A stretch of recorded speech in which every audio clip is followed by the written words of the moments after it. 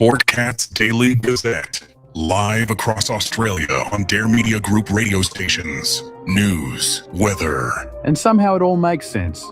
Sort of. For more information, go to daremediagroup.com.au. The boss jock has entered the building. You are listening to the Sportcat Show. That's right, ladies and gentlemen, boys and girls, children of all ages. You have the one, the only Sportcat. I am here with you for the next 2 hours. Welcome to WZQR and to our dear friends in Australia on Radio X. Thank you for tuning in. Please come over and find us on the Sportcat shows, and you'll find some of our regulars here. Denise, my number one mod, and Chris. Chris is here. And somewhere back here, we got Brenda hiding. Hello, Brenda. Whoa, wrong button. Where the hell did you go, Brenda? Hold on, I gotta stop that too. Where'd you go, Brenda? What are you doing? I'm not doing anything. You're the one pushing buttons. I don't know what the hell I'm doing. So there you go. You know, the sound is a little wonky or something when you first started. I don't know what's going on. My what was? The sound was like trying to cut in and out. So hopefully we don't lose Sportcat today. Let's hope not. We'd hate to have Brenda run the show. Oh hell, I'm over here trying to die in peace and you bugging me. What do you want? Jesus, Brenda. So what's wrong with you? Why are you feeling so bad? Oh, between my head and my stomach, I feel like crappy-oly. The stomach flu is nasty. It's been going around. So it's caught me 3 times thanks to the little gremlin and Beth. So I told you to stay away from those damn Petri dishes.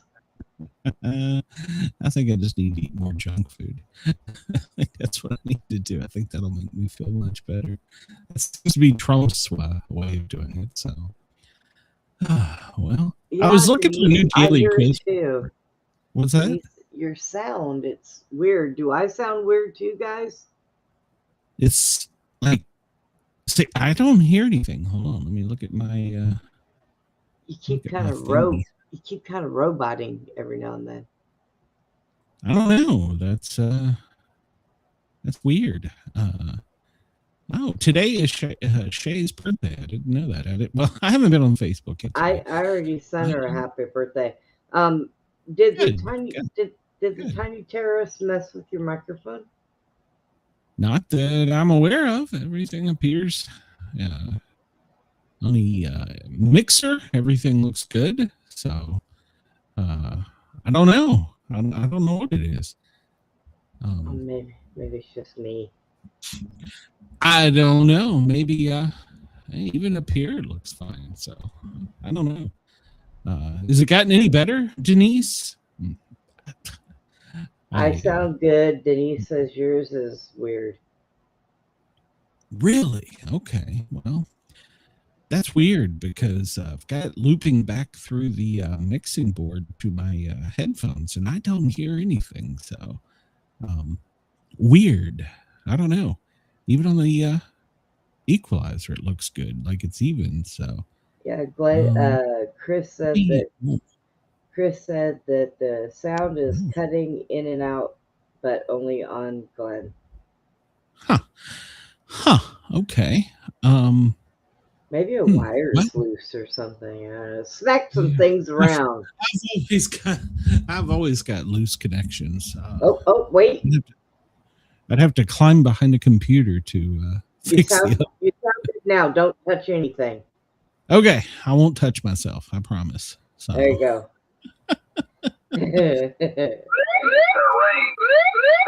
No, we're gonna crash the show. So I don't know. Maybe it was just loose. I don't yeah, because you sound fine now. I'll check it out. It could be. Yeah.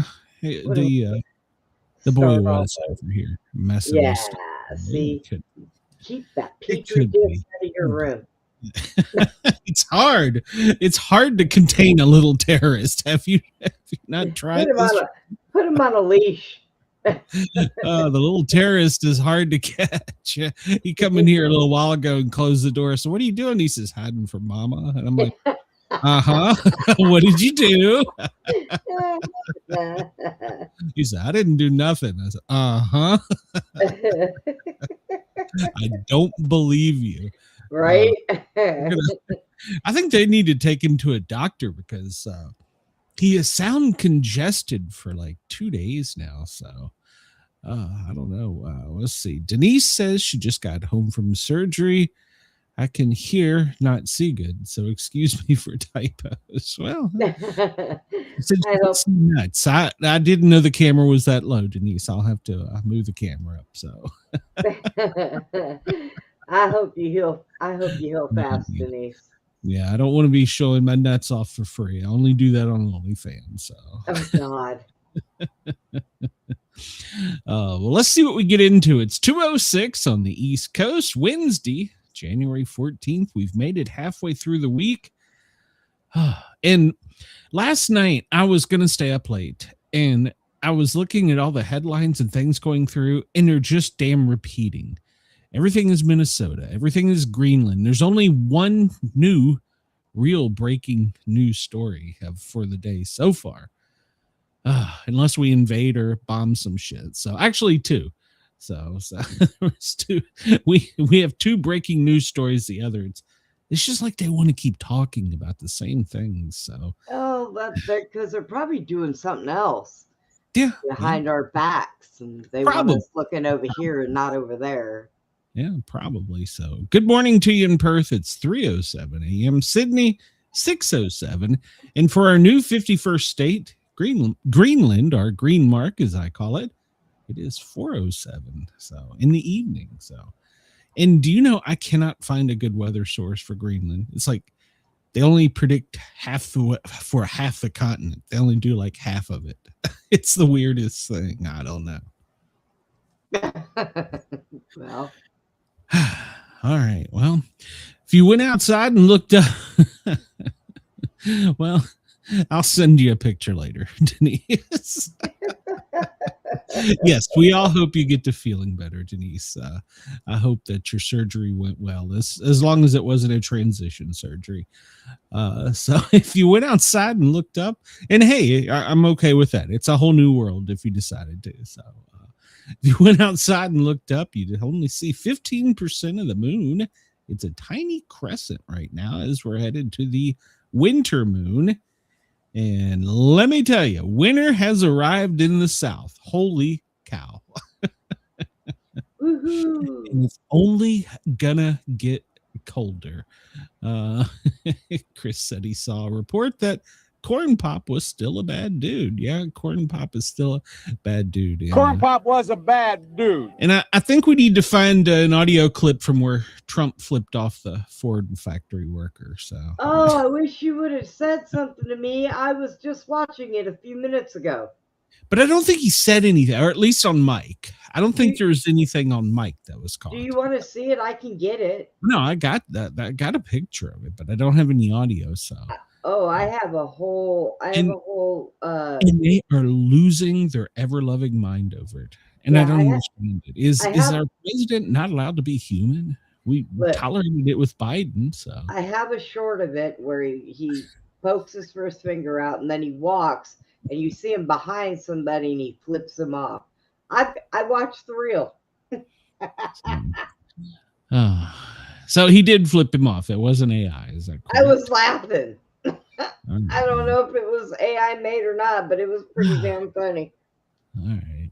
Well, well, today our clocks are running 9 minutes, 7 seconds late, according to the sun. Oh, wow. Yeah, we're losing time, or is it we're gaining? I don't know. Last night, man, I tell you, like I said, I was going to stay up late, and I was falling asleep on the couch. What were we watching? And I was like, screw this, I'm going to bed. So I come in here and put together the show real quick and went right to bed. Oh, wait a minute. I know what that noise is.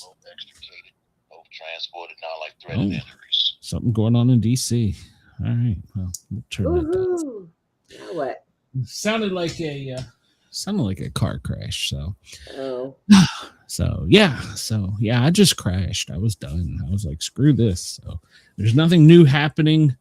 I'm gonna go make a show up and go to bed. And then When my I- agent didn't get up with me for tonight's show till this morning.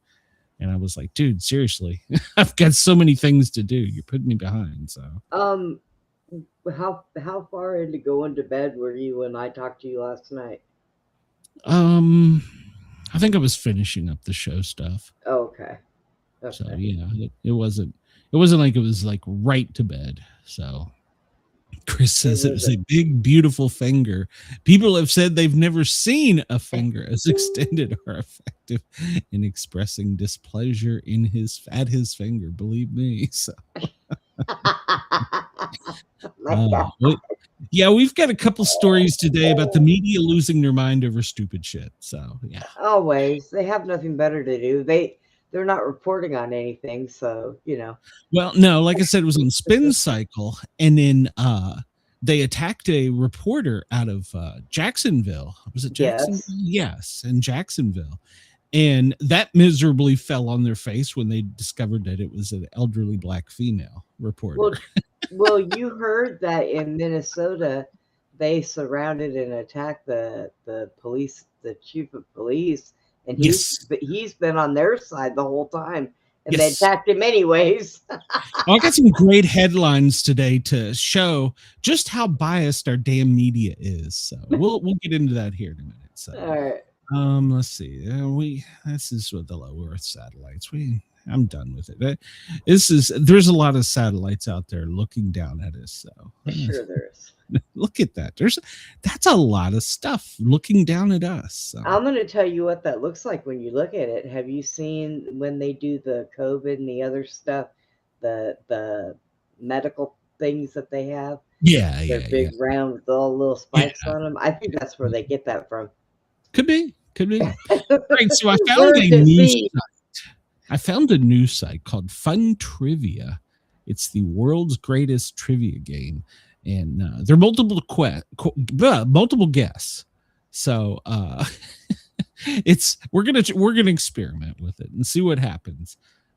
So we have topics such as 1980s trivia, American football, animals, baseball, Bible for kids, Bible trivia, brain teasers, celebrities, Christmas, comics, Disney mixture, entertainment, food and drink, kid trivia. That's probably the one we'd figure out.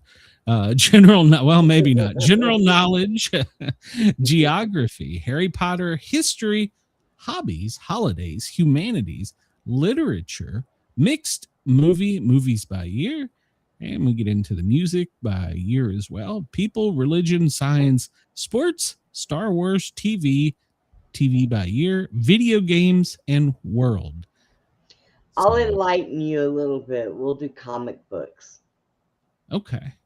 Well, I see they put up one here an hour ago that was popcorn crunchers, but we'll do comics. Okay, we can do comics. Comics. Corn pop.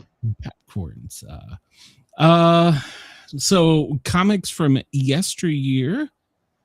Next stop, world domination. Comics bad guys. Origins and history of American comics. First appearance, DC or Marvel. The comic code. Mixing my favorite comics. British comics. We probably wouldn't do too well at that. So which one you want to do? You want to do? Let's do the bad guys. Do the bad guys. Okay, let's see what we got here. Bad guys. Okay, question 1. I already don't know the answer. Oh, shit. Eric Magnus Lenshear, whose mutant abilities to control magnetic fields manifested in a Nazi concentration camp as his family was murdered. Since then, he has attempted to make the world safe for mankind by subjugating the rest of humanity. Is it the Trapster, Magneto, Polaris, or Ulick? I already know. Magneto. Magneto, yeah, I'm pretty sure so. I don't know if it gives us, I think it gives us the answers afterwards. So, Victor, an exchange student from Latavria, I don't know, and former collegiate rival of Reed Richards until a chemical explosion brought about by his miscalculations disfigured his face and got him expelled back to his native land which he has taken over as ruler, he eyes the world through an iron mask as his next conquest. Dr. Doom, Omega Red, the High Evolutionary are the leader. Dr. Doom. I believe it is Dr. Doom. I guess we'll find out at the end. So, Chris says, did you see the way they have turned on the CBS reporting the ICE agent had internal bleeding? No, but we're going to talk about that today. So, Selena Kyle, raised in a brutal environment before escaping to a life on the streets of Gotham City, vowing never to want to be dependent on anyone or anything. Her skills in burglary, martial arts, and feminine, what the hell is that? Wiles to her own ends. Elektra, Black Widow, the Black Cat, or Catwoman? Catwoman. I believe you are correct. So, Norman Osborn, a failed businessman who chose crime as a means of fast income, using a Halloween costume and various related weapons, including pumpkin bombs, to achieve his goals. Is it the Jack-o'-lantern, the Sandman, the Green Goblin, or the Ghost Rider? Green Goblin. I believe you're correct there as well. All right, we're getting there. Prince U.S., second in line to the throne of Apocalypse, an avowed enemy of New Genesis, he murdered his own brother to claim the Omega Force as his own. Oh, I got no clue on this one. Ultron, Desad, Dark Phoenix, or Darkseid? Throne, I think that's Darkseid. I think. I don't know. What do you think? Anyone? What was the first one again? Ultron 5, Desad, Dark Phoenix, or Darkseid? I think it's Darkseid, but I may be wrong. Yeah, I think it is Darkseid. I think. We'll see in a minute. While his real name is unknown, suspected to be a petty criminal, Jack Napier, he reportedly began his crime career as the masked Red Hood until he fell into a chemical vat being chased by Batman. The result, give him chalk white skin, green hair, and an insidious permanent grin. Is it Joker? Yeah, it's the Joker. And that's just one of his backstories. I have a couple. William Fisk, imposing a self-professed businessman. Hold on, let's try this again. William Fisk, a rather imposing self-professed private businessman who in fact heads most, if not all, of the crime cartels that are known to authorities. Is it Justin Hammer, the Rose, the Kingpin, or the Ringmaster? Kingpin. I believe it is the Kingpin. So far, I'm not doing too bad. We'll see. He has always been the arch nemesis of Superman. But in recent years, he has undergone a transformation from a mad scientist to a corporate mogul. Mr. Menzimpic, Lex Luthor, Brainiac, or Metallo? Lex Luthor. I believe that is Lex Luthor. He is not so much a world beater as he is a world eater. He is an enormous cosmic vampire who lives off the life force of the entire planets. Galacticus, Thanos, Annihilus, or Ego, the living planet? It's Thanos. You think so? Okay. Yep. During World War II, Adolf Hitler handpicked a thief beggar named Johanna Schmidt to be the antithesis of all who oppose the Nazi dream, particularly the Century of Liberty, Captain America. Is it the Super Skull, Baron Zemo, the Red Skull, or Count Nefaria? I think that's the first one. I think it's Red Skull. Oh, Let's see if it's one of them skulls. It's a skull. It's a skull. A red skull. Why not? Well, can we okay, so we can go back until we hit submit to get to the end. Freelance mercenary Victor Creed is a mutant with superhuman strength and endurance, razor sharp fingernails and teeth, and a phenomenal healing factor that cures most any energy short of molecular disintegration and no conscience. Is it Mimic, Exodus, Sabretooth, or Deadpool? Freelance mercenary Victor Creed is a mutant with superhuman strength and endurance, razor sharp fingernails and teeth, a phenomenal healing factor that cures most any injury short of molecular disintegration, and no conscience. Mimic, Exodus, Sabretooth, or Deadpool? Is it Sabretooth or Mimic? Are you sure? I'm not sure on this one.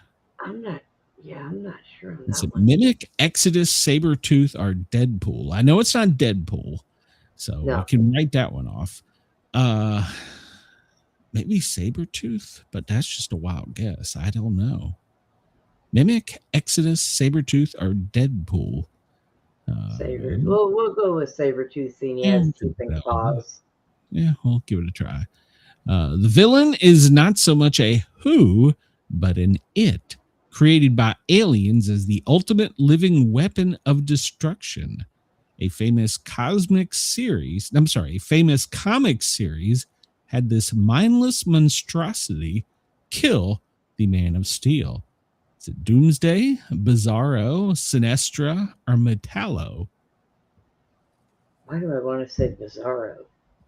I think it's Doomsday, because that was pretty popular. Yeah, I'm pretty sure Doomsday killed Superman. Yeah. They brought him back to life. So, how many questions are there, by the way? Jesus. I don't know. Okay, all right, we're getting there. Let's see.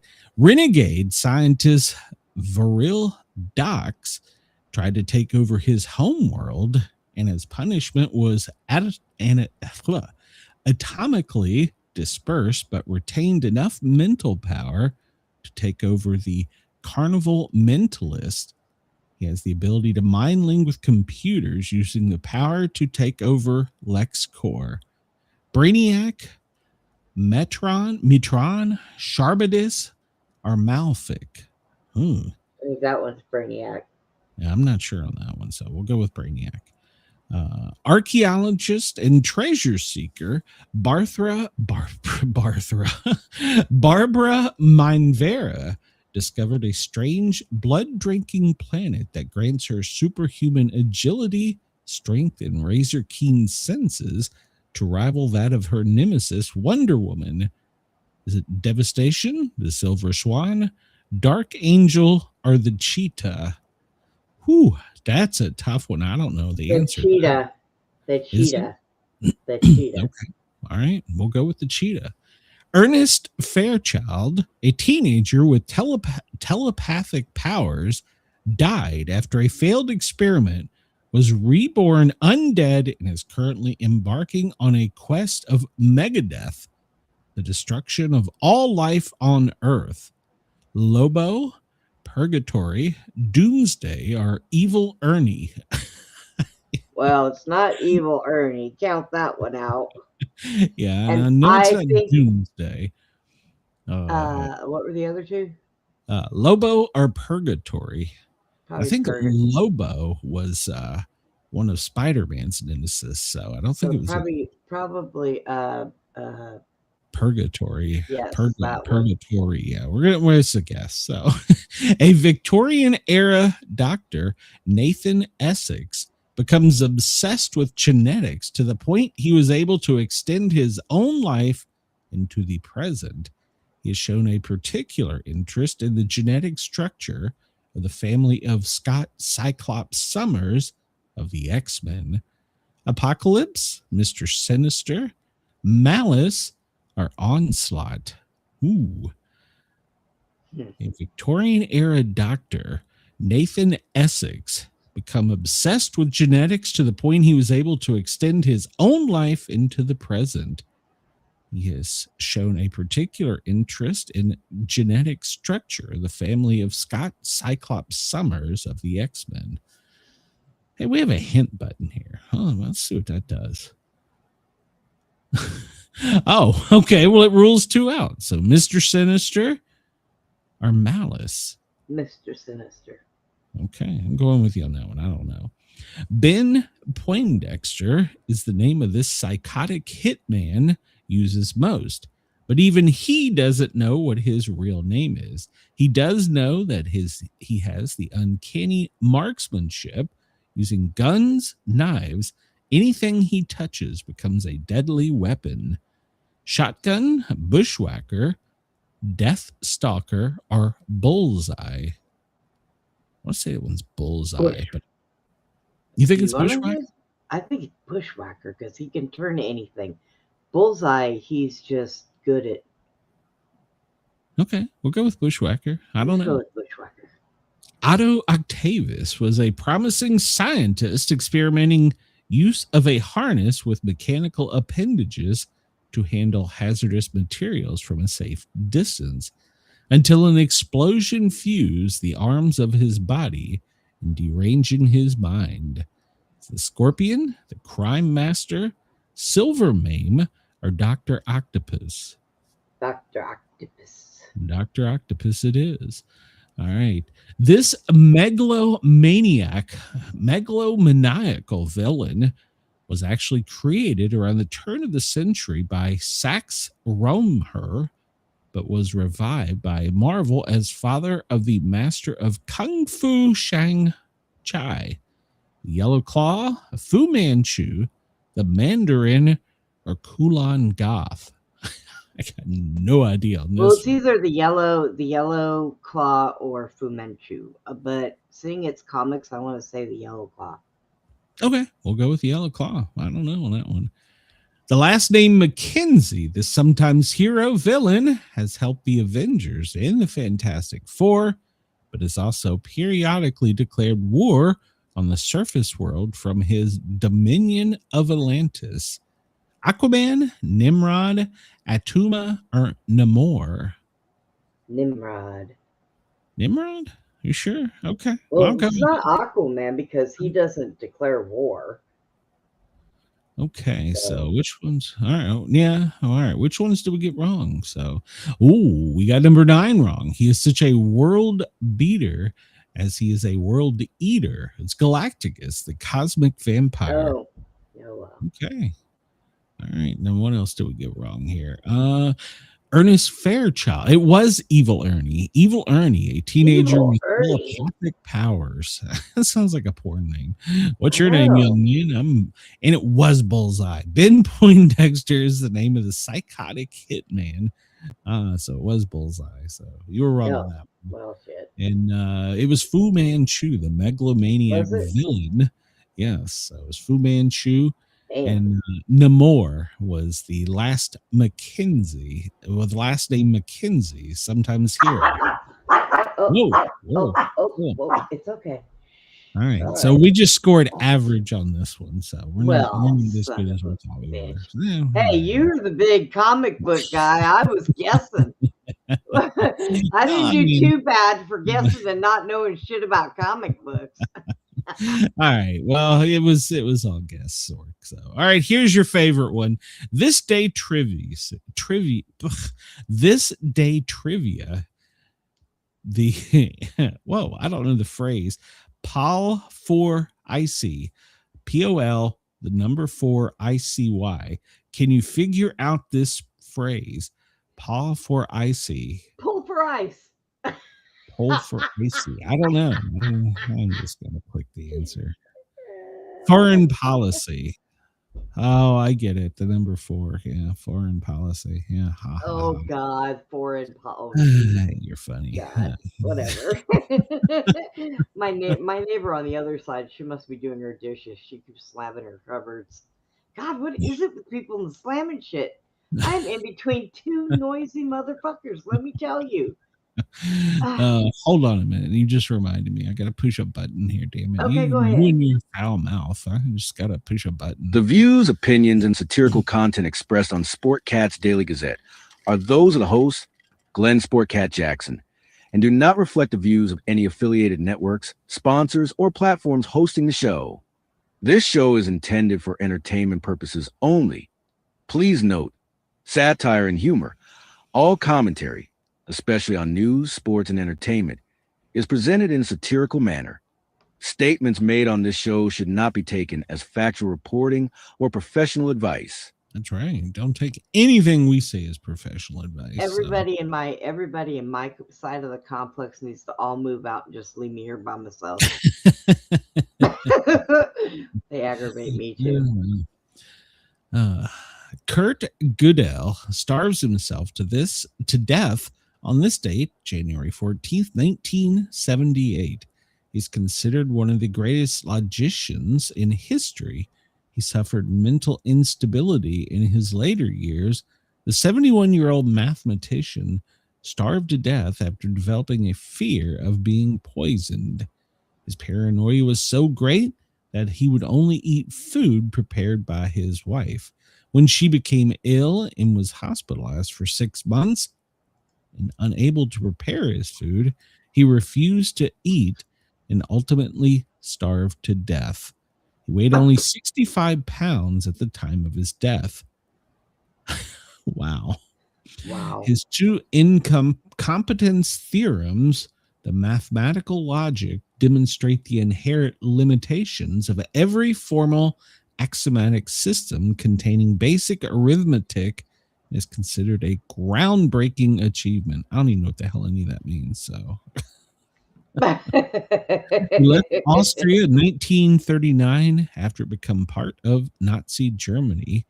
His association with his Jewish scientists made it difficult for him to find work, and he was in danger of being drafted. So he and his wife moved to Princeton, New Jersey, becoming a U.S. citizen in 1947. At Princeton, he befriended and worked with Albert Einstein. Okay. Yep. On this day in 1952, network TV's first early morning show debuted on NBC, The Today Show. Dave Garroway was the first host until 1961, still running.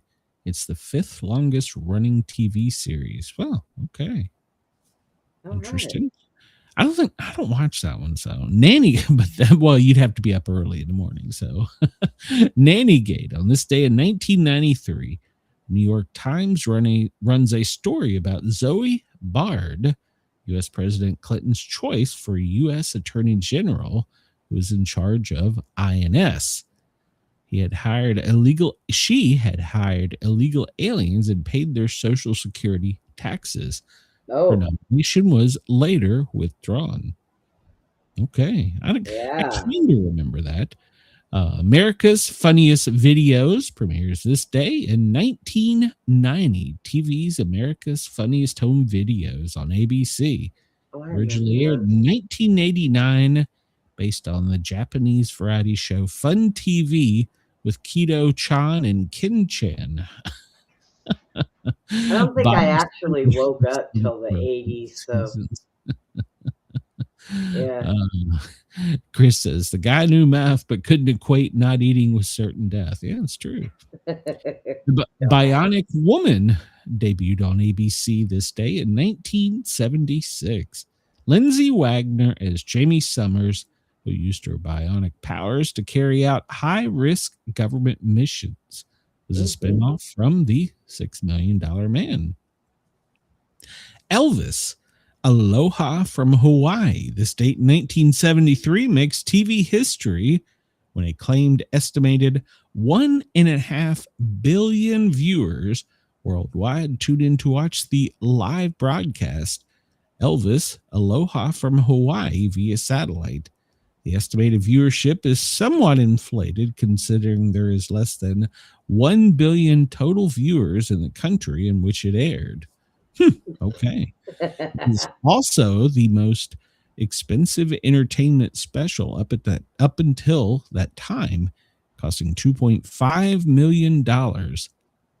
The concert was a way for Elvis to perform live overseas since his manager, Tom Parker, the Colonel, was an illegal immigrant and feared that if he tried to leave the country, he might be deported back to his native Holland.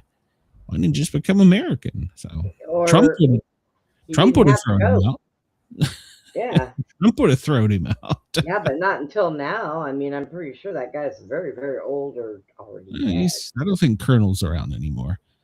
Edgar Allan Poe's Metzengerstein, I don't know what the hell that is, a tale of imitation of the Germany Edgar Allan Poe's first published short story appears in the Philadelphia Saturday Courier magazine. It was his entry to a writing contest held by the magazine, but it did not win. Okay, so this day in 1639, the first written constitution in America. The fundamental orders are created for the government of Connecticut. These earned Connecticut its nickname of the Constitution State. Birthdays today. William Bendix, the life of Riley, was born in 1906. Best known for playing Chester A. Riley. Okay. And he was a radio star. Sterling Holloway, American actor and voice of Pooh, the snake in Jungle Book, and the Cheshire Cat in Alice's Disney in Wonderland. I screwed that up. Disney's Alice in Wonderland. Sterling Holloway, born this day in 1905. The creator of Dr. Dolittle, Hugh Lofting, was born this day in 1886. Wow, the story of Dr. Dolittle was published in 10 sequels in 1920. And the creator of the modern style comic strip, Richard Felton Outcalt, American cartoonist, he is considered the creator of the modern comic strip. He created the first recurring character in 1894, the Yellow Kid of Hogan's Alley. He was popularized by the use of the word balloons in 1896 and multi-paneled comics. He also created Buster Brown. So the Yellow Kid represented the kids of New York's slums of the late 1800s. His head was shaved, as was common in children that had been treated for lice, and wore a nightshirt that was a hand-me-down from an older sister. All right, there we go. Benedict Arnold, born this day in 1741. American general, traitor. He attempted to betray West Point to the British during the American Revolution. Before this, he was considered an American hero of the Revolution. He helped capture the British garrison of the Fort Ticonderoga, hindered a British invasion of New York at the Battle of Lake Champlain, and played a crucial role in the surrender of the British General John Burgoyne's army of Saratoga. However, he began spying for the British and plotted to surrender West Point. When his plot was exposed, he began fighting for the British. Yeah, he has a wonderful story. Yeah, right? Yeah. Mark Antony, born this day in 83 BC, a Roman general. There we go. So Jason Bateman from the Hogan family. David Hogan, born this day in 1969. Faye Dunaway, an American Oscar-winning actress from Bonnie and Clyde, born this day in 1941. Frank Aletter, an American actor. He appeared in TV and movie series, born in 1926. Bringing Up Buddy, It's About Time, and Mr. Roberts. Okay. Oh, and Tora Tora. Guy Williams, born this day in 1924. Zorro from 57 to 61. Lost in Space. Remember him? Oh, yep, I sure do. 1924. Mary Ann Jackson. No, I don't know if she's Ken or not. 1923. One of the Little Rascals' older sister of Weezer. I don't remember her. She appeared in 32 Our Gang's films from 28 to 31. Okay. Ken Sailors, Born this day in 1921, he was a pro basketball player, America basketball player, college player of the year. 5'10", he popularized the jump shot, which he developed while playing against his much taller brother. Andy Rooney, born this day in 1919, an American Emmy-winning commentator on 60 Minutes. Did you like him? Not really. One of the best things I ever saw him do was he was going around and buying gas, and he was trying to get the 0.9 cent back. Oh And the people were so confused. The people were, what? What? The people were so, and he really gave, he says, well, your sign says, and he explained the math. He says, I want my 0.9 cent.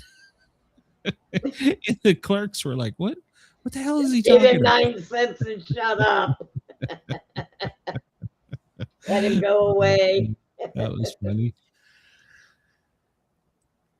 I want to put out that on this day, today in 2026, one of my animals is probably going to kill me because I have a 20-pound cat sitting in my arms and I have a dog that's giving me the stink eye real bad. So, well, we'll carry it live, Brenda. It'll get us views and ratings. So there we go. Mark Goodson, born this day in 1915, TV producer to Tell the Truth and What Is My Line, The Price is Right, and Family Feud. Some of those are still going on. Harold Russell, a Canadian-born American Oscar-winning actor. He was first visibly handicapped person to appear in a major motion picture, having lost both hands in World War II. Okay, he won Oscar for The Best Years of Her Life, which he sold in 1992, making him the first person to publicly sell his Oscar. And Trump now has it, so there you go. So. Hal Roach was born this day in 1892, an American Oscar-winning film director for Harold Lloyd and Laurel Lynn Hardy, as well as the Little Rascals. Albert Schweitzer was born this day in 1875, a German Nobel-winning medical missionary and philosopher. Thornton Waldo Burgess was born in 1874, author of children's books, the creator of Peter Rabbit and the Briar Patch, Reddy Fox, and Grandfather Frog. There you go. And they've all been banned now, so there you go. So right? Probably. I was looking at something last night talking about things that were banned. I was like, this is banned? Oh, it was Pepe Le Pew. Pepe Le Pew is banned. I was like, what? Yep. Why is Pepe banned? So I don't know. I was because he was sexually harassing the cat. That's right. Yeah. That he was why raping her. That's why he was banned. Although all I ever seen him do was hug her and hold her down and give her a kiss, but apparently that was just too far. That was too much. So yeah, she should have punched him in the throat. So it's too much. Let's see. I'll go through here. I had more time today. I should have went through and just deleted some of this. Lance Armstrong on this day admits to using performance enhancing drugs in 2013. Wasn't it because he didn't have but one testicle or something? I don't know. Probably. That's what happens when you lie about going to the moon. you lose a testicle. No. Lance Armstrong, the cyclist. You're thinking of Neil Armstrong. Neil Armstrong took performance-enhancing drugs to go to the moon. Jesus Lance, Neil, tomato. This is why I can't get trivia. Oh my God. In 1963, even I know this. George Wallace was toes are kicking in. Shut up. Oh, Jesus Christ. 1963, George Wallace was sworn in as the governor of Alabama with the pledge, segregation now, segregation tomorrow, and segregation forever. He later repudiated. Did he lose a nut too? I don't know what he lost. So Okay. all right. We're just gonna move on because I can't with you. That's not It's good. National Dress None of Up Your that. Pet Day, Brenda. So you're supposed to dress your pet. So Why hello, can't- Wendell. Welcome. So He's got too much hair right now. I'll dress him after he gets shaved. it's National Hot Pastrami Sandwich Day. Do you like hot pastrami sandwiches? Yes. Okay. It's Cesarean Section Day, C-section Day, Oh, well, Feast that's what of the Ass Day. Hmm?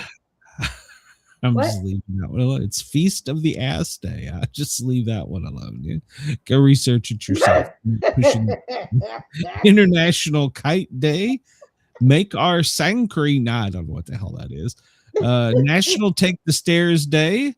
I don't even know how to pronounce that one. Novi God Day, and that's a federal holiday apparently in Russia. Organize Your Home Day. Orthodox New Year. Pongai Day. Ratification Day. Take a Missionary to Lunch Day. Oh, no, never mind. Leave it alone. World Logic Day. So I'll just leave that one. and working with me is National Sangria Day. Yeah. 64 days until spring begins. So 64 days. We're in the 14th day of 2026, obviously. There's the Feast of the Ass Day. Just go Google it yourself. I'm not gonna. Wendell, I lost a leg, not an ass. Let's see. We'll move on from that. And it's the 25th day of winter. It just can't. It's got to go away soon. So I didn't bring up the world's baseball countdown timer. I didn't bring that up. Damn it! I should have. Let's see. Let's jump into some news. We're running a little bit ahead of schedule. All right, so we're gonna read this article, and then we're going to watch a video. A peaceful this comes from MLK50, which their slogan is "Justice Through Journalism."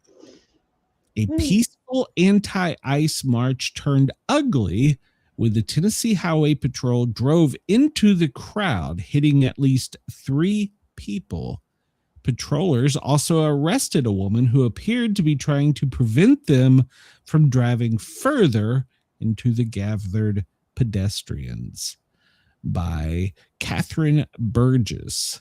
A peaceful march protesting the presence of U.S. Immigration and Customs Enforcement in American cities turned violently Sunday when the Tennessee Highway Patrol officers drove several vehicles into the back of the crowd, hitting at least 3 people.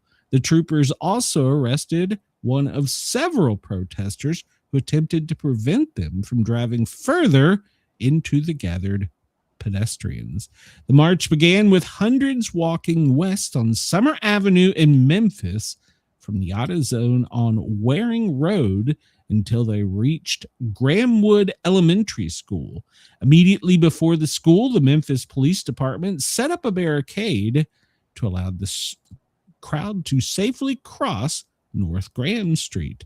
The group included families with small children, a handful of people with dogs, and signs proclaiming, "I prefer my vodka neat, no ice." I could agree with that. Immigrants make America great and dictators fall when people rise. How's that working out in Iran? The march had already turned around at Grahamwood and passed back through the roadblock when more than 20 THP, Tennessee Highway Patrol vehicles, drove rapidly behind and alongside the crowd, which was walking on the sidewalk in about half of the roadway. "We were trying to create awareness and show the city that we're tired, not only of what's happening in other parts of the country, but what's going on here in Memphis," said Jose Salazar, an organizer with Indivisible Memphis and Free the 901. I was not expecting the highway patrol to act the way they did. They came in speeding. They were acting really aggressive. We never got a warning to get out of the street. Do you need a warning to get out of the street? I'm just curious. Well, Volunteer safety marshals and protesters, including Rebecca Leathers, she's 55, stood in front of the vehicles seeking to block them from further driving into the crowd. Others at the march said they simply didn't have time to move to the sidewalk. As a cruiser drove past Leathers, she slapped the side of the vehicle with her open hand. The horror. The trooper driving the vehicle exited and dragged her by her cardigan as she leaned over as if to pick up something, then pushed against the vehicle. She was soon placed in the back seat of a cruiser. Members of the crowd turned towards the trooper chanting, "Let her go." And what did she do?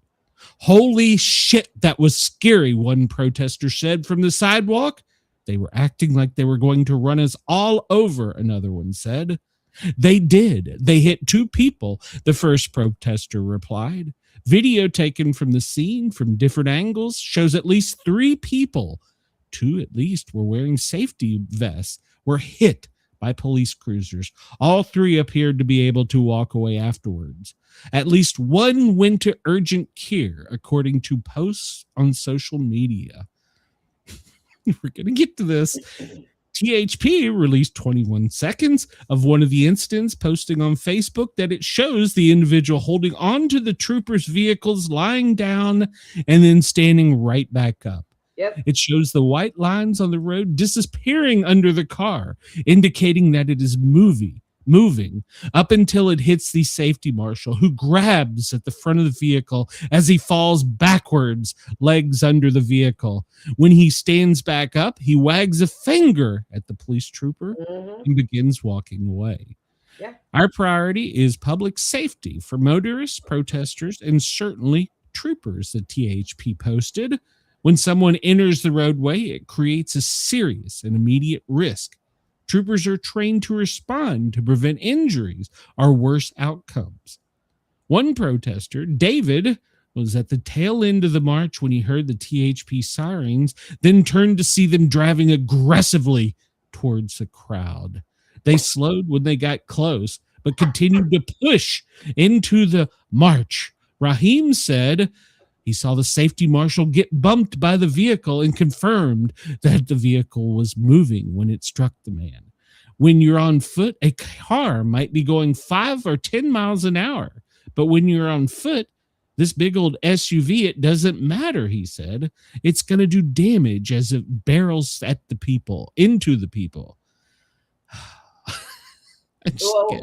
Marchers questioned why the THP drove up on the crowd they were conducting after MPD had blocked traffic to allow them to cross. Another shows a cruiser driving into 2 people at the same time. He confirmed that he witnessed the incident, and I was standing right beside the people that got struck. The THP has not responded to multiple questions from MLK 50, Justice Through Journalism, about its actions. On Facebook, they did not explain why they drove rapidly on the protesters. They drove on them. The affidavit of complaints against Leathers, filled out by troopers Brandon Andrews, said they had been radioed that protesters were engaging in physical altercations with law enforcement on Summer Avenue in Graham, and that he and other troopers arrived at the scene of the altercation, but were unable to proceed because they were blocking traffic. Yep. I'll tell you what happened in Texas when you're done with that story. So let's watch the first video. We'll watch the first video. We want to give these people their time here. So this is 1:18. Wait, here they come. They're driving aggressively. Oh my God. They're going to drive into the crowd, Brenda. Wait a minute. But wait. Like they have stopped. Yes. Oh, they're honking their little horns. The protesters, they're waving their signs angrily as the police push further. Approaching the car. Oh, I think he took the little old lady out. What the hell? I think they took out another one. Oh my God, there's blood everywhere, Brenda. Yeah, okay. Oh my God. Notice how the angle is pointed down on the camera. Yeah. notice that. The officer's out there arguing with this crazy person. This officer, he appears to be trying to keep the crowd back.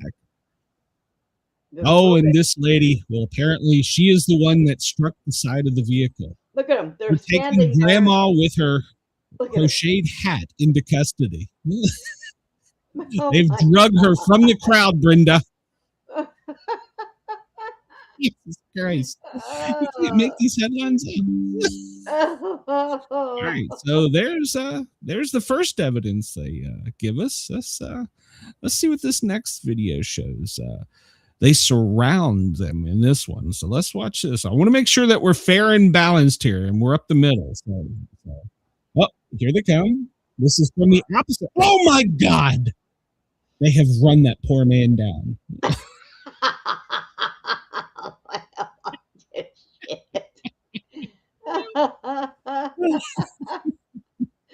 Oh my God, what are they doing? These it's dangerous. Are out of control, man. It's dangerous for the police to be there. Getting people out of the roadway. All right. So hold on. I got to mute that because that's enough of that. All right. So yeah, there is the witness that is produced by the reputable news website MLK50. All right. Yeah. And let's just let's just show what the body cam show or the traffic cam shows. Good Lord, get off my screen. I got enough notifications here. Go away. Good Lord. All right. So this is from the THP. Oh, Jesus. Traffic cam. Not traffic cam, dash cam. Let's watch what happens here. So here's the vehicle at the rear. Oh, he's coming up in the middle.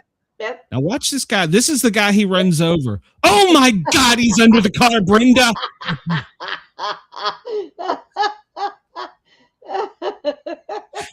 And that's what a dumbass. Hi, Sherry. Oh my God.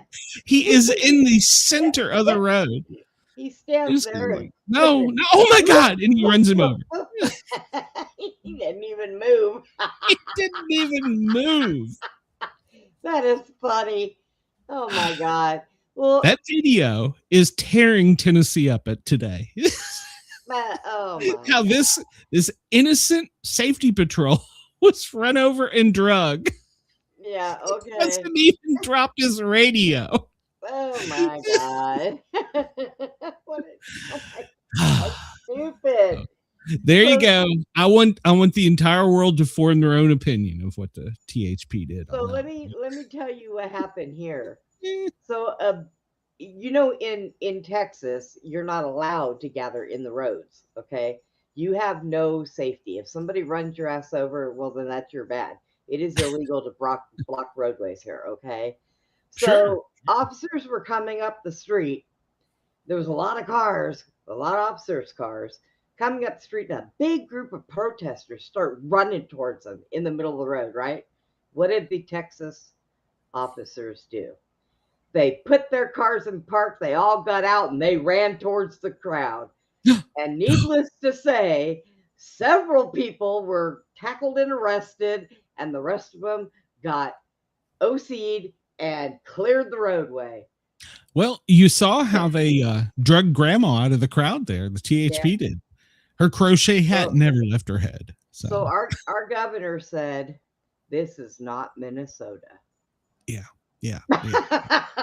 Oh, I didn't. There's a video I was going to show that I left out to make sure we had enough time, but of a police officer telling a lady that this isn't Seattle as he's arresting her. Right.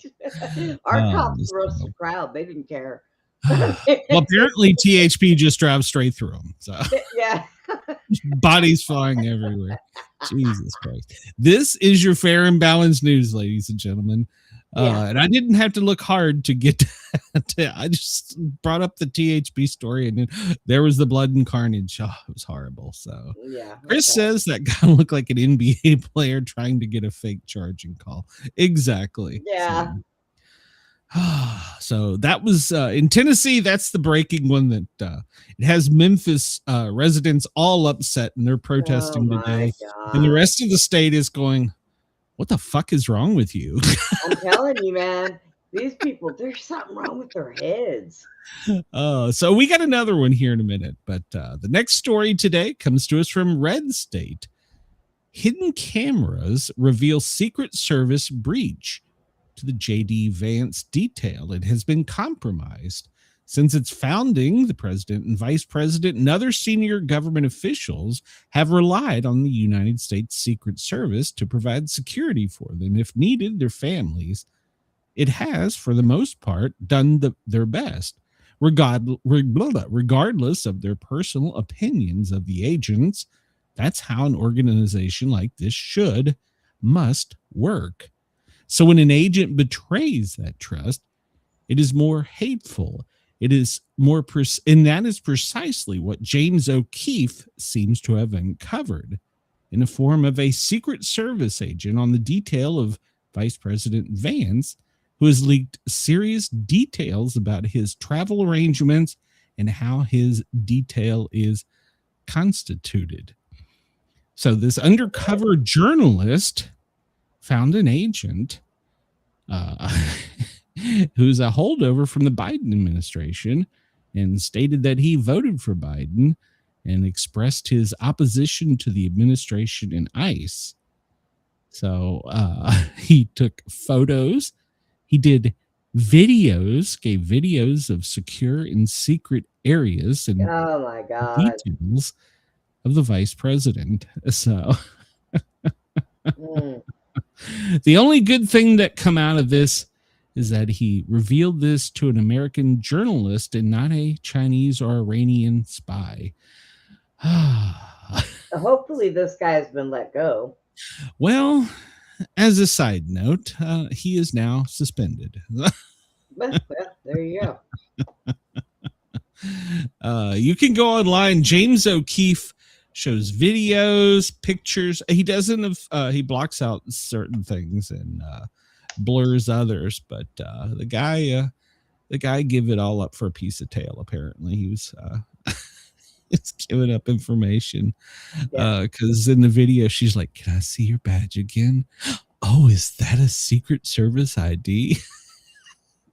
He's just he was texting them, showing giving locations, giving security procedures, detailing future travel plans of the vice president, described physical procedures for protecting the vice president, described shift changes, procedures, and then shared images that he had taken aboard Air Force Two.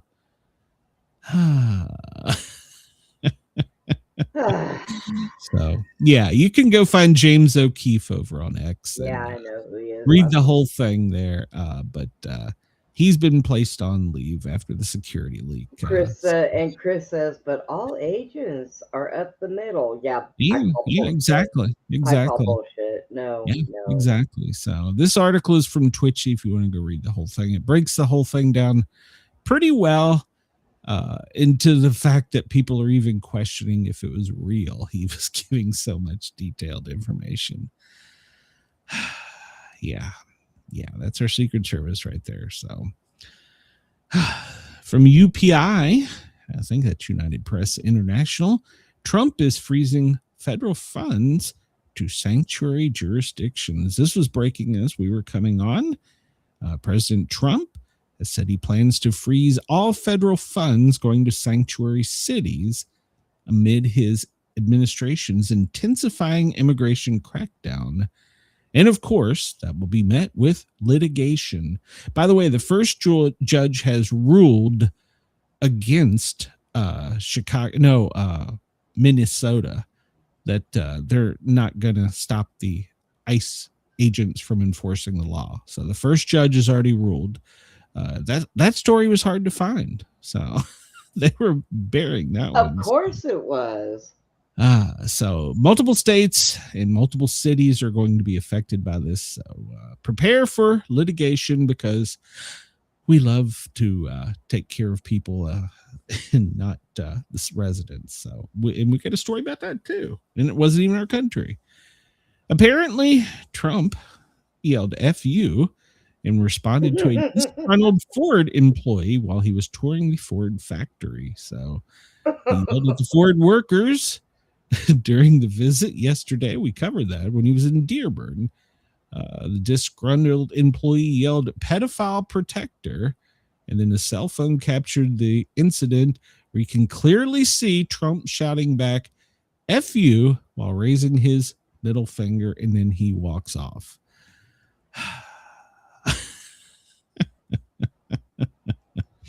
The employee has been suspended, but get this, and I didn't bring that article up. He's already started a GoFundMe account and had close to $500,000. So I need somebody to do that to me. Please do that to me. So good Lord.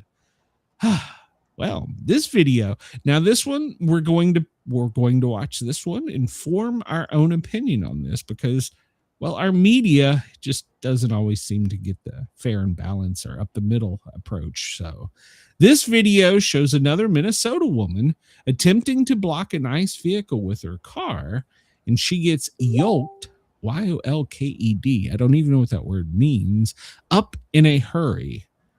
So chaos reigns supreme in Minnesota as Federal Immigration and Customs Enforcement, ICE, clashed with pro-criminal illegal agitators during a raid in a residential neighborhood. So let's watch this video. It's a good one, because we want to be fair and balanced and up. She is yelling. She appears angry, and she's honking her horn. They're telling her to move.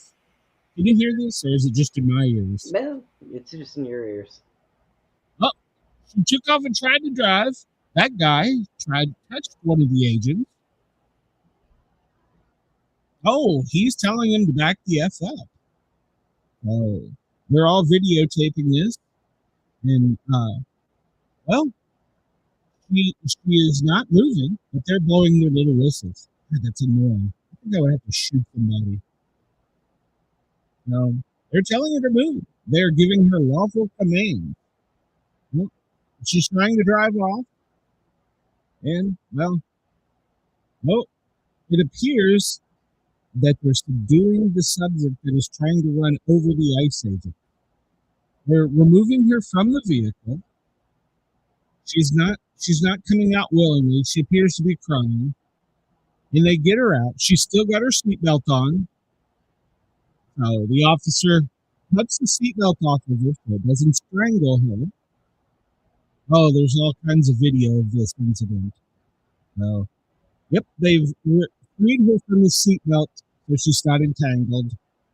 Now they're arresting her, placing her in custody. And the crowd seems to be angry about this. But she's going to jail because she wouldn't move.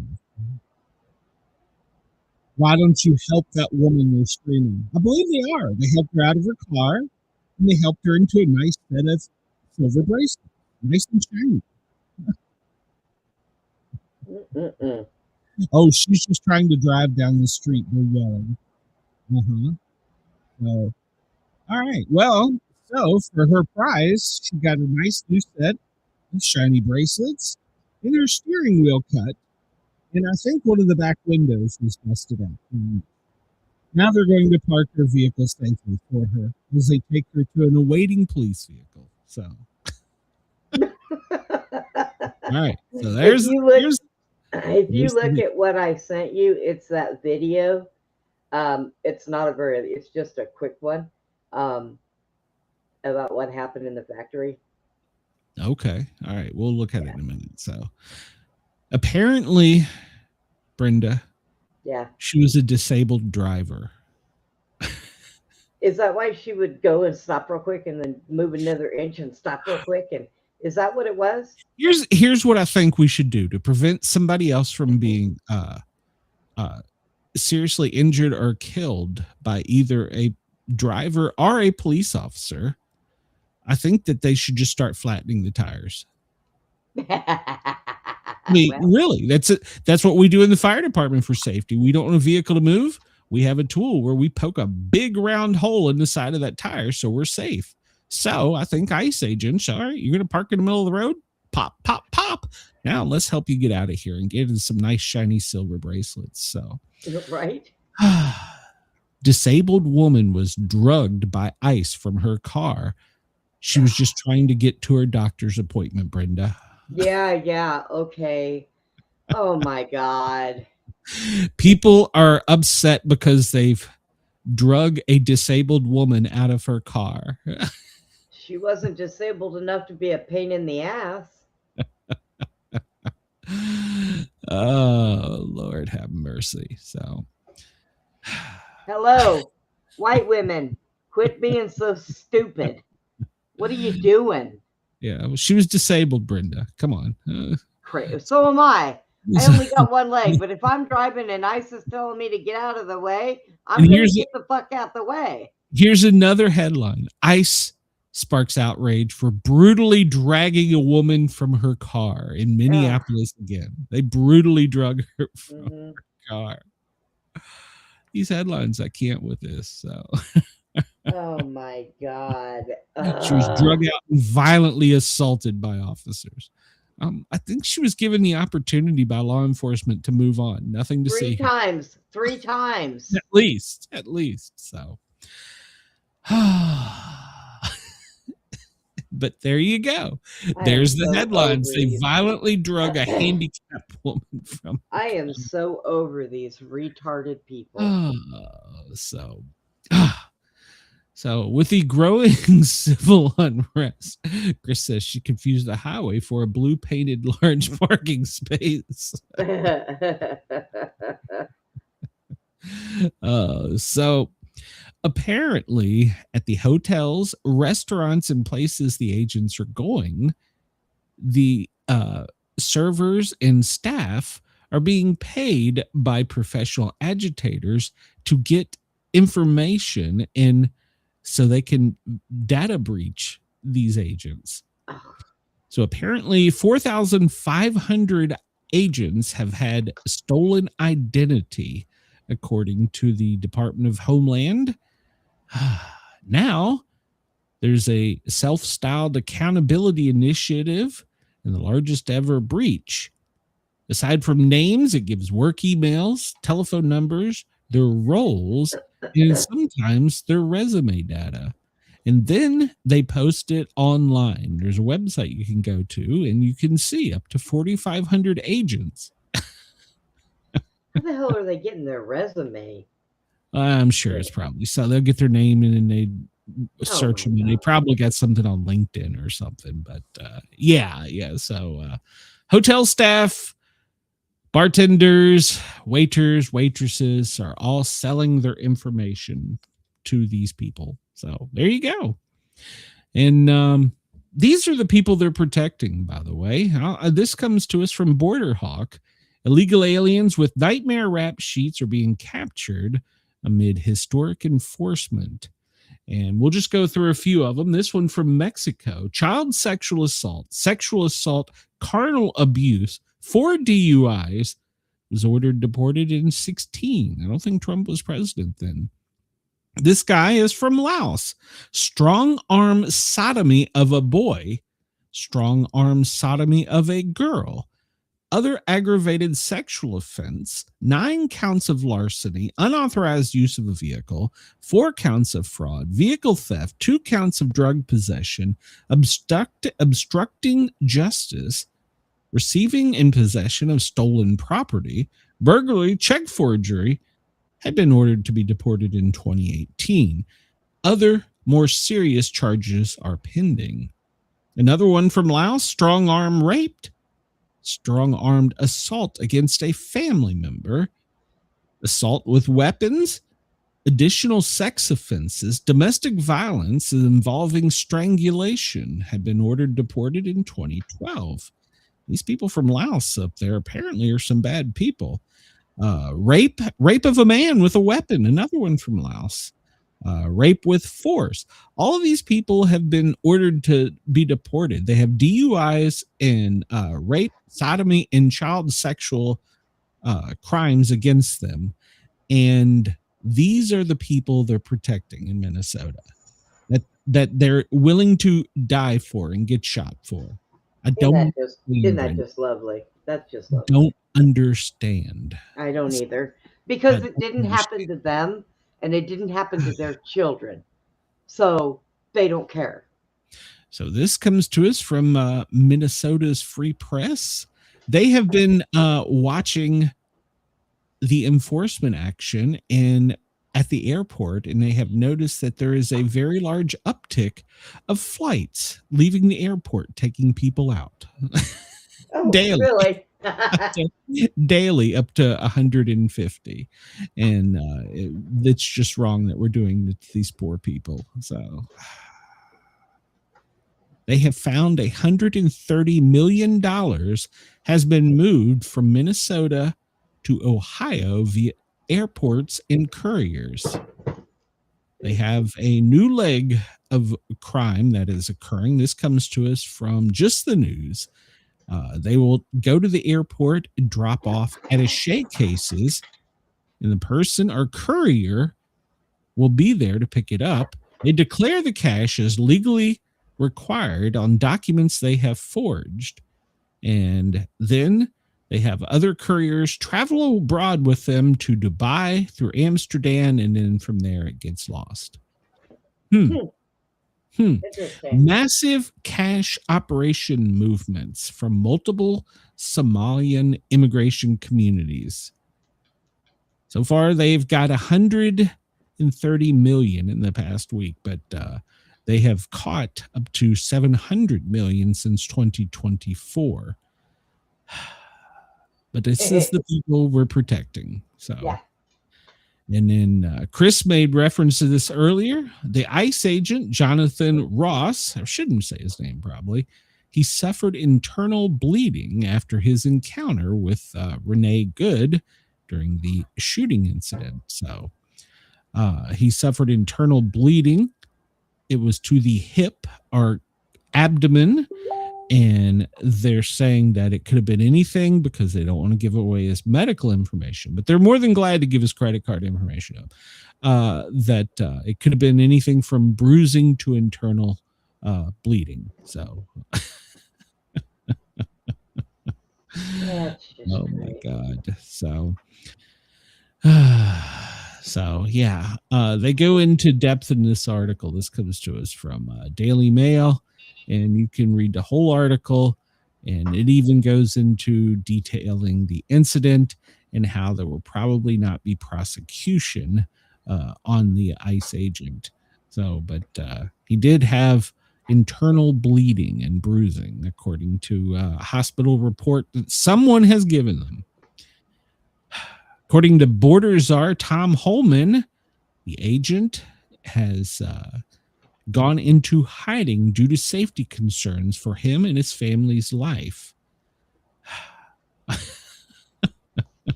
There are wanted posters with his picture, his license plate, and death threats on him and his family.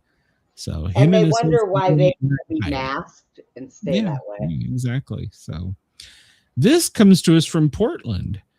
It's photos of a heavily damaged patrol vehicle that was rammed by Tren de Aragua illegals. You know, this is the ones that they cried over. The police chief cried over. You can see the photograph here. The front of the car is practically destroyed.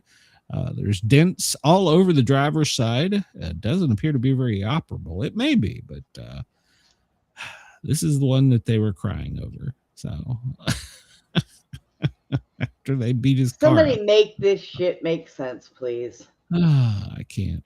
I don't understand. I just don't understand. So, well, this comes to us from a France news source. Trump says U.S. control of Greenland is vital for the Golden Dome. I knew it had something to do with gold, Brenda. I knew it. I knew it. If Trump's involved, it has to have something to do with gold. So we talked about this actually earlier, that it is vital for the missile defense system because of the location and the arc of the incoming missiles to the United States. This would give us a better chance of shooting them down, which in my opinion might make this whole side of the world safer. So Possibly. Yeah, could be. So US Express, their headline is that Trump could move on Greenland in weeks, and officials are expressing concerns. So oh,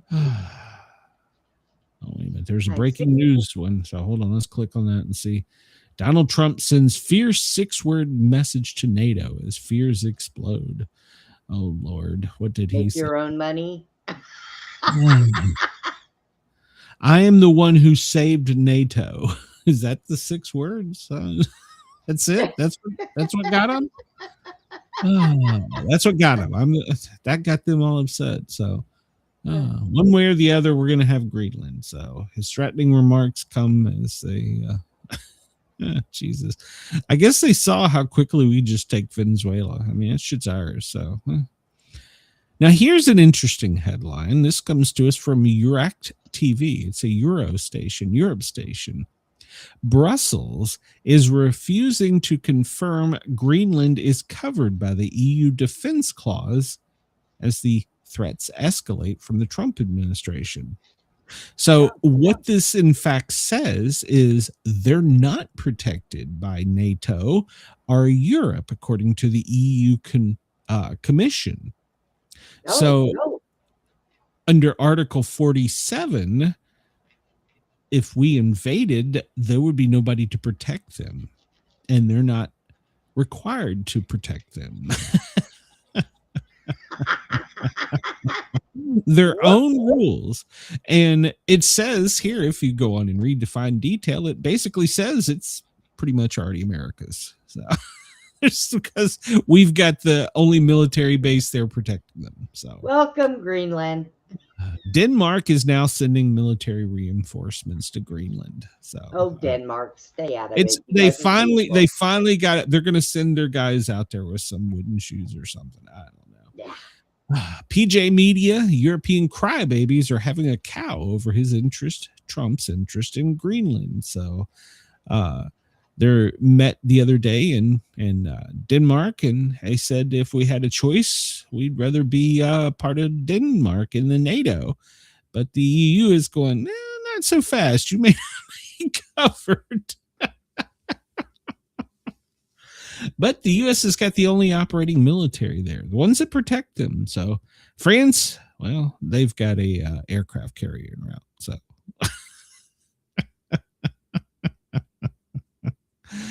oh my God. Yeah, they got an aircraft carrier there. So everybody keeps screaming, World War III, World War III. And I'm over here thinking, the way this is done, this is going to be the funniest war I've ever seen in my life. Well, it's some goofy shit going on. Speaking of that, this headline comes to us from Just the News. The U.S. is advising some personnel to leave bases in Qatar as Iran threatens retaliatory strikes. And we have a picture here of some of the bases. Let me bring this up here that surround Iran that are American. And all these places, you see the U.S. flag is where we have troops. And we've started withdrawing American troops, non-essential and family members.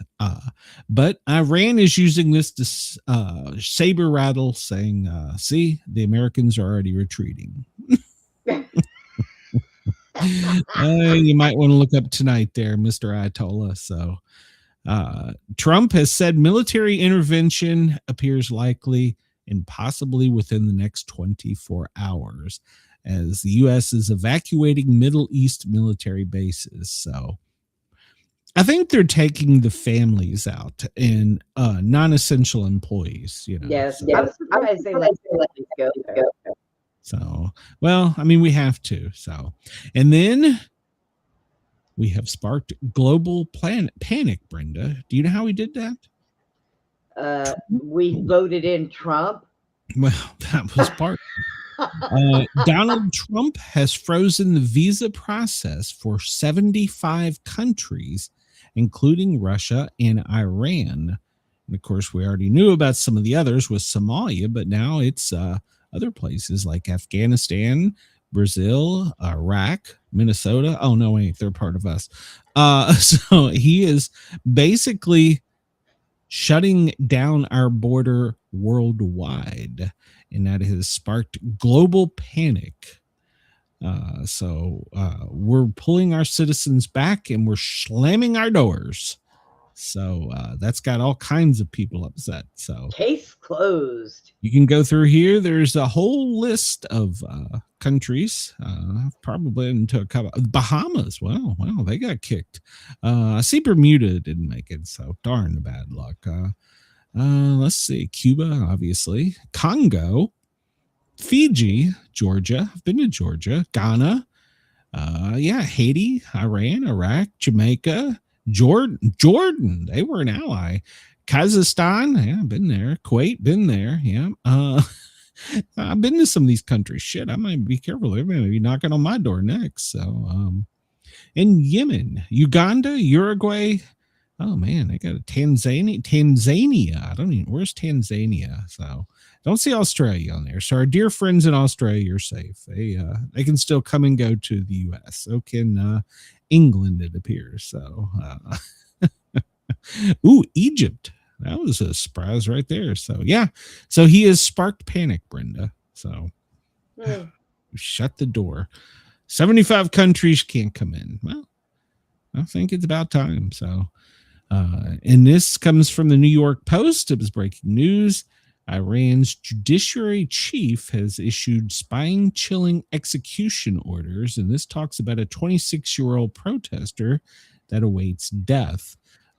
They're supposed to have a public execution. I think it is tonight, our time. So we'll see what happens on that. But they're supposed to have a mass public execution Wednesday night, our time. If they did that here, I bet a lot of shit would stop. Well, ironically enough, we have a politician that talks about that. And what do you think is behind his name? A D or an R, Brenda? Just guessing. Well, let's see. Let's do a D. Democratic Representative Vindman. Irony with the Iranians protesting and what we see in the U.S. So he's being interviewed on the cable news network Central. He's a Democrat from Virginia. And he said that we should support the Iranian people in their struggle for freedom and independence. And the Iranian people are protesting largely peaceful on the streets, and they're being attacked and murdered. And I think there's an irony, obviously, in what we see with ICE on American streets. We, first of all, I think, recognize the Iranian regime is an authoritarian regime that is oppressing its people. And I recognize that in my own family experience. We fled from a communist authoritarian bad guy regime, and we need to support the Iranian people in their struggle for freedom and independence. They're protesting largely peacefully on the streets and being attacked and murdered. And I think there's an irony, obviously, in what we see with the ICE agents. He continued, but we just need to stay focused on Iran. He changed the subject as soon as he said it. Wow. Hello, Coley. Where you been? We missed you, darling. So, yeah, there you go. I went looking for her show last night, and I couldn't find it to save my life. It's top secret. You got to have the secret handshake, Brenda. Yes. Dear God, please do not let Justice Brown Jackson Kennedy, however the hell you say it, dear God, do not let her be in my family tree.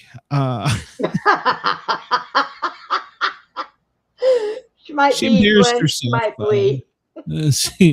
She embarrassed herself. She made up some new words and some new legal definitions that even the Chief Justice had to say, what the fuck? So, Why is she even there? Oh, that's right. She was a Yeah, DEI hire. DEI hire. I had hope for her. I had hope when she was brought in. I really did. But she mangled some words. I'm going to try and read this. And I'm not, let me read this. You are overarching. You have the overarching classification. You know, everybody has to be play on the team that is the same as their sex at birth. But then you have a gender identity definition that is operating within that, meaning a distinction, meaning that for cisgender girls, they can play consistent with their gender identity. For transgender girls, they can't. Okay. What in the absolute hell did she just say? And what is a cisgender? Is this a new word? Yeah. Somebody, they keep writing their own damn English book. Somebody needs to clip all the shit that is happening now and make a comic book, because this is what it reminds me of. It's unbelievable that I don't even think that girl went to school. This is not the first time that we've heard her. No, she made up her own word. Cisgender. No, that's been out. I just don't know what it means, but still, she's an idiot. Well, she's her and AOC need to go back to the strip joints. AOC behind the bar and her on a fucking pole. No. You took it as cisgender. She is pronouncing and saying cisgender. Cisgender. CISGINGER. Cisgender. What the hell is a cisgender? Do you get it with your espresso? I don't understand. So, she even confused the prosecution and the defense, both sides, and Chief Justice had to get involved and say, "Wait a minute, we've already defined what a male and a female is," and to which she replied that she was not a biologist. Okay, where is that mothership? I got to get off this rock. This damn thing is sinking fast with stupidity. I can't do it no more. Well, that's all right. Here's a story you probably won't get anywhere else. A transgender redhead. It could be. I don't know. I mean, they have rights. And apparently, according to our Chief Justice, cisgingers are allowed to play in any sport they want. So, reindeer games. All right. Well, check this out. This one was hidden a little bit. I had to dig for this. Antifa plunges Berlin, which is not our country, into darkness while Germans are left to die. So apparently there was a strike where Antifa terrorists from the Vulcan group, I don't know if they're with Star Trek or not, they attacked a power distribution circuit in southern Berlin using explosives. Took 5 days and foreign assistance from Austria, not Australia, Austria, to restore power to the city. It was devastating and a sign of state incompetence. 130,000 people suffered with one fatality. For ordinary citizens, the situation was dire. They froze. They were not prepared to make warm meals and spent nights sitting in darkness. Fear was constant, and organized migrant burglary gangs exploited the chaos. Emergency services at police and fire were unreachable, and mobile phone networks failed. But the German government took the immigrants and put them in hotels. And they told the residents that it would be 70 euros per night if you were to evacuate and go at your own risk, leaving your property to a hotel. They went door to door and provided hot food and drinks to the immigrants community, but not the entire community. Their own government turned on them. And they took care of the undocumented immigrants before they took care of their own residents. I'm going to use Ladies whiteout and on my gentlemen- dual citizenship and take Germany out. Oh, if you have dual citizenship, you might want to pay attention to some of these new rules. So you could be deported. But I can't because I was born to American parents. Doesn't matter. You might want to read some of the new rules. It was military. I hear what you're saying, but the Democrats are trying to get it to where even if you're an American and you have a dual citizenship, they could yank you and send you somewhere else. Oh, and I will roll my ass into Congress. Well, just let me know when you do. I will start a stand on one leg, and I will yank my pants down and tell each and every one of those Democrats to kiss my ass. All right, Brenda. Well, I had to make sure this wasn't Jack in this story. Comes to us from Motor Biscuit. Let me know how I'm doing on time today. Okay. This comes to us from Motor Biscuit. Man tries to wheel dead wife onto an airplane. An elderly passenger has a lot of explaining to do. An 80-year-old man attempted to push his wife through airport security in a wheelchair. Officials discovered the woman was dead.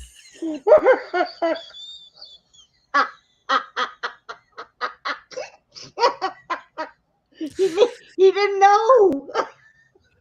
She took the lady's hand to do a body scan and said she's got an abnormally low temperature. Wait, she's not breathing. Oh, that poor guy. I bet he was sitting there talking to her the whole time. He told authorities he knew she was dead after the gig was up. She had died inside the airport several hours earlier. So my God. They just wanted to return home. So. She died in the wheelchair in the airport, and he's like, well, fuck, I done paid for 2 tickets. I can get this bitch home. That's one way to make sure she gets buried at home, huh? I just don't understand. You mean my wife's dead? Just put her in the wheelchair. I'll just take her on the airport and take her home. Yeah, I didn't bought the damn ticket, for God's sakes. Oh my God. No. Is that illegal? Is that illegal to take your dead wife home in a wheelchair? It could be illegal. So. All right. Well, I got another one for you. This one, Democrat Attorney General. The U.S. Attorney's Office is looking into a case of a Philadelphia woman that was stabbed 20 times and ruled suicide under Josh Shapiro. We're taking a fresh look into the death of the 20,000. Jesus Christ, let me start. We're taking a fresh look into the 2011 death of Ellen Greenberg, a Philadelphia teacher who died after being stabbed 20 times. 10 of those, and listen closely, 10 of those stab wounds were in the back of her neck and at the base of her skull. Mm-hmm. But her death was ruled a suicide. Oh, yeah, I remember that. The first 10 were. She used to work for those people that are above the law. Initially, it was ruled a homicide, but then they overturned it and said she had a history of mental illness and that it was a suicide. A 10-inch blade was found sticking out of the front of her chest. Oh, my God. Okay. A sworn statement, the medical examiner said that it should be ruled something other than a suicide, but was later retracted because of her mental illness that caused her to stab herself repeatedly. Yeah, in the back. In the back of the head, in the neck. So, Josh Shapiro, the then Attorney General in Pennsylvania. So, that name, let's remember that. That may come back up again. So, they're opening that case. Oh, my God. Wait a minute. Is that the same woman that came home from the grocery store and kicked in her front door and her groceries were all over the floor? She was stabbed like 50 freaking times and they said it was a suicide. Yeah. Coley says they usually get rag cargo. Is it cheaper, Coley? Asking for a friend. No.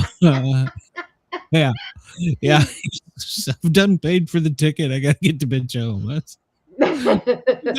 She died back yonder. Oh my God. I want to tell the listeners that story doesn't surprise me, because as a paramedic, some of the things I've seen in my career, I had a guy come in from Kentucky to try to get to children's ER. He had a child that was having an asthma attack and was called 911 asking for a police escort when he crossed the line into Tennessee. And of course, he was questioned as to why, and he said he was going to Children's Hospital with his child. Seems logical. And when he was questioned medically, he told me, "It's okay, sir. I'm holding my kid's head out the window and I'm doing 80. What? Stop your car, sir. Stop now. He's getting plenty of oxygen. I'm going 80 miles an hour. Stop, Oh sir. my God. Stop your car." So a story like that does not surprise me. It just doesn't surprise me. Yeah, she was dead back yonder. I figured, hell, we were already here. Might as well keep going. I don't understand.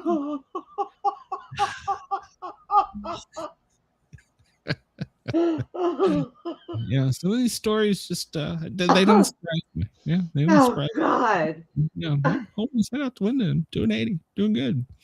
So apparently Kiefer Sutherland got into some kind of physical assault with the driver of a Lyft or Uber rideshare driver, and apparently there was a physical altercation, and Kiefer was arrested, but the driver didn't need to be treated for injuries. So Kiefer's going to have to go to court. He didn't like the price raise. Apparently this is not his first brush with the law, but the first time that he's beat a rideshare driver up. So I'm not sure what the activity was, but Kiefer Sutherland went all 24 on his ass. So Tom Brady is in trouble because of comments he has made about soft generations that can't handle criticism or accountability. Well, he's not wrong. I mean, he hasn't tried to roll his wife through a ambulance checkpoint. Well, that's true. That's true. He was a guest on Spittin' Chicklets podcast, which ironically enough was the name I was going to use, but they took it. And they were talking about sports, and it brought up players and coaches. Players that eventually turn out to be coaches, sometimes they need to have a coach to deliver more discipline. To which Tom replied, "I would agree. But why do these coaches that are like, I always point our first like mistakes I made, and I'm like, Jesus Christ." And he says, "Well, it's because of the kids now." And Brady says, "But why is that? Why is this generation so soft?" Well, they're unwilling to take criticism for lack of performance. Like, why do we allow this with parents? Why do we allow this in school? Why do we allow this in coaching, where it's okay to mess up and screw up in front of your teammates because you're not prepared or you don't put the effort in?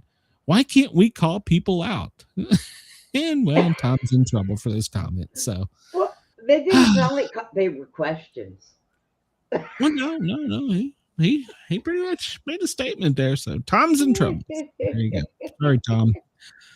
I always say that the kids today aren't built like we were. No. You So he was probably having an off day. Well, this comes to us from Glass Almanac. He flew an Airbus A320 across Europe without a license. Well, did he crash? No. Well, he did better than most of our pilots.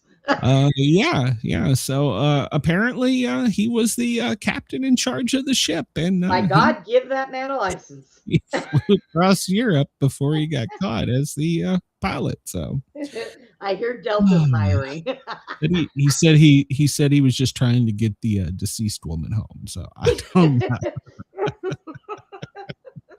Well, damn. That plane didn't crash. Yeah, so he successfully did it and got busted, and well, he's having to answer some questions right about now.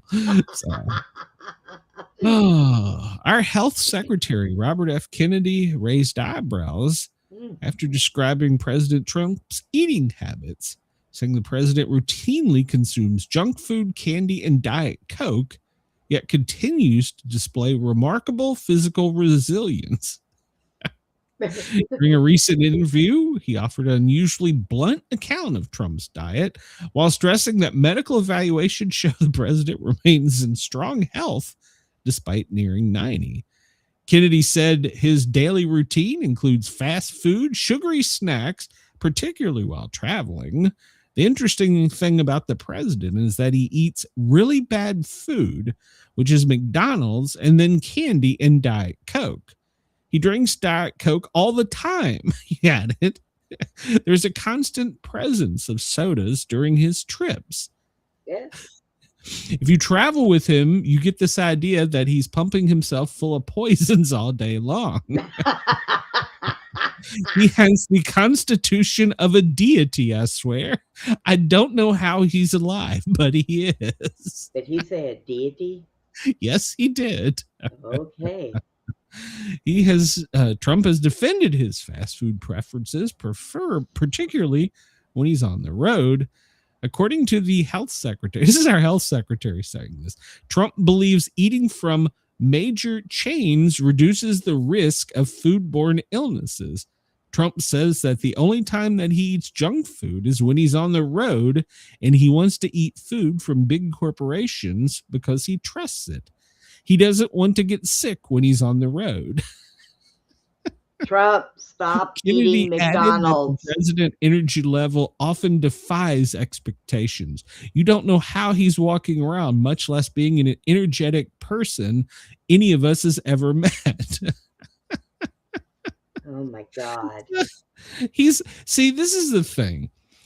I'm going to eat lettuce and grass and drink water and die at 65. But Trump is going to eat junk food, smoke Marlboros, drink Diet Coke and Doritos and live to be 100. Smoke. I'm just saying. I don't understand. Yes, they can actually land themselves, the newer ones. So yeah. Chris says, I eat big and beautiful things. Bob, many people can't eat what I eat and still achieve the greatness I have reached. It's why I name everything after myself. I'm amazing, really unprecedented. So yeah, they can't understand. He's got the highest testosterone that the doctors have ever seen for an individual over 70. So, Melania, you must be doing something right, darling. So, no, she hates the way he eats too. She well, does. She with the hates testosterone, she must be doing something to keep him pumping, if you know what I mean. So, oh yes, our own health secretary says, I don't understand how he's still alive. So there you go. How are we doing on time here? All right, we're doing okay. We can muddle through these next ones. So. Oh, that's right. You told me to keep an eye on time. I totally forgot. Yeah. Oh, where did my clock go? I had my clock up there. There we go. I got it. NFL journalists remarked to Jaguars coach after playoff loss has sparked a huge debate on social media. Now, you need a little background on this. The Jacksonville Jaguars lost to the Buffalo Bills. It wasn't a bad game per se, but they did lose. It did come down to some key plays that they made mistakes on. Now, what you need to know is the Jacksonville Jaguars have a first-year coach and many rookies on their team. And during the press conference, one of the reporters, now keep in mind, this is an elderly black female. She is a sports reporter. She has traveled with the team all season. She's been a team reporter for the Jacksonville Jaguars for many years. Well, she heard all the questions, and she saw during the interview when the coach come out, he was, kind of sad, kind of beaten down. The reporters in the room weren't helping with his mental acuity, I guess is the best way of saying it. So when come to her time, after her question, she says to him, "I'm going to tell you, congratulations on your success, young man. You hold your head up. You guys have had a most magnificent season. You did a great job out there today. You just hold your head up. Ladies and gentlemen, keep it going. We will do it. We've got another season coming." 19 seconds total of what she said was clipped. And they started ripping her, saying she didn't deserve to be following the team. She didn't deserve to talk to the coach that way. She should never uplift a coach that way. Oh, yeah, there was page after page after page after page. So they just fell short. They lost 27-24. It wasn't a complete ass beating. It was actually a pretty decent game. And they were tearing into her and ripping her until they discovered that she was an elderly black female. Because they didn't see her on camera. And now they're doing an about face.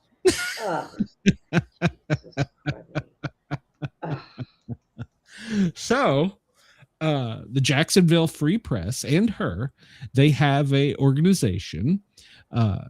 She is a proud member of the Black Journalist Society and has been for over 20 years. She's been an AP reporter. She's interviewed presidents. She's interviewed many popular sports stars. She has got a GoFundMe up to donate to, not to her, to her cause for future journalists. You can buy a t-shirt that says, "You did a good job."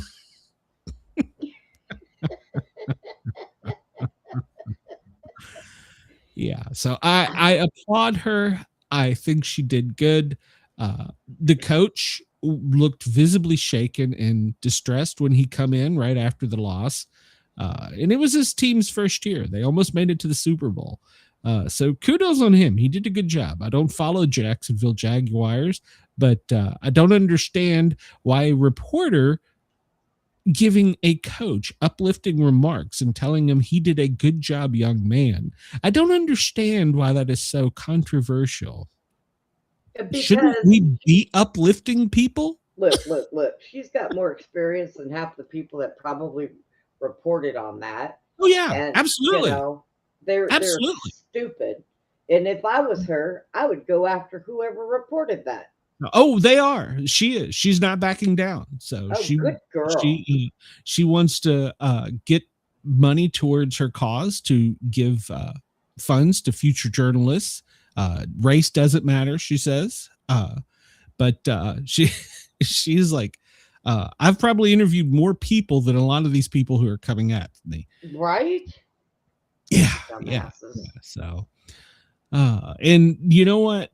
Personally, I went through some of these things and they were really ripping her and they were really mean to her. Like I said, until they discovered that she was a minority, she was elderly, she was black.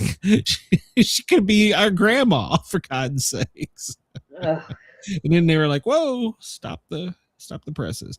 So what did it matter what color she was, first off? But secondly, what's wrong with telling your coach you did a good job? I don't think there's anything wrong even with if that. he lost, and and do you know what his reply was? He just listened to her and he said, "Thank you, ma'am. I appreciate that." Yeah. So what was wrong with it? Why are they tearing this lady's ass apart? So kudos to her. I hope she continues to report well there. So I'm gonna keep up with her and see. I hope Stephen A. Smith comes out with something on this one because it will be great. So, well, I saved this story for last, and I don't know why, but this comes to us from the Huffington Post. Puppies have been revived after suspected overdose. Who overdoses a puppy? Firefighters sprayed the anti-overdose medication Narcan in the dog's noses and treated them with oxygen and performed CPR. Seattle. 6 puppies in rural Washington will soon be up for adoption after being revived after a suspected drug overdose. Some of them may go home with the firefighters that saved them. two people dropped off 3 of the sick puppies at a fire station about an hour north of Seattle. They believe that they either breathed or ate fentanyl. Firefighters sprayed Narcan in their noses, gave them oxygen, performed CPR. And it wasn't long before they started wagging their tail, and they're nice, healthy puppies now. So they're being evaluated for medical treatment, and they're trying to figure out who it was that does this kind of cruelty or neglect. So they're trying to find the person that dropped them off. So the puppies are going to have a clean bill of health as soon as the quarantine is over. So so if you have any information and you can help out the Seattle Police Department, find out who did this to puppies, they'd really appreciate it. So you got 3 minutes. Yep, 3 minutes. All right. Danish officials say there's fundamental disagreements over Greenland after talks. I don't find that headline shocking. Let's see. And we'll make sure we haven't bombed Iran. Trump claims killing of protesters has stopped, but Tehran says the executions are a go. So we'll see about that. So, all right. Well, if you live in the South, be You're ready. gonna get snow. You're gonna get snow. It's cold. We ain't gonna have a whole lot of time to go into this, but basically, first off, the president is only participating in one thing today. We're still in the United States at DEFCON 3. And if you're anywhere from New England back over to the Great Lakes, down basically following the Mississippi, you're going to see some sort of precipitation today. This cold front is pushing down. It's meeting warm Gulf air. And that only means one thing for the South. Go get your bread and milk. We're going to die. Expect a light dusting up to maybe a foot, depending on your elevation. So the next 3 days are going to be key because there's more cold weather behind this, and there's more snow expected. So if you're in the South, go get your weather radio on. Go get your bread, your milk. We're going to die. So there you go. That's our weather forecast for today. I can't with you. Go get your bread and milk. We're all gonna die. So yep. All right, Brenda. I will be tomorrow from noon till 2 on the Thin Line Rock Station, spinning hits and playing tunes. So check me out there. But tonight I will be live on Radio X in Australia and around the world doing the Sportcat show. We have 2 authors. One wrote a book about puppies, so I'm going to talk to her about the fentanyl death. And the other one was a retired ATF police officer. So she was one of the first female ATF agents. So tune in at 9 o'clock East Coast for that. And check us out tomorrow, noon till 2. I'm on the Thin Line Rock Station, www.thethinlinerockstation.com. And then, of course, Brenda and I will be back here spreading mayhem and reporting on dead bodies being rolled into airports worldwide. So, oh my God, that's hilarious! Y'all need to hear this song we got at the end. I love it. That's right. So we're gonna go out of here with our new song. Everybody have a great day. Sportcat, Brenda, we're getting the hell out of here, and I'm going to make sure Jack checks her pulse before they go to the airport. So. Wake up to the chaos on the stream. Sportcat's on the mic with the wild-eyed dream.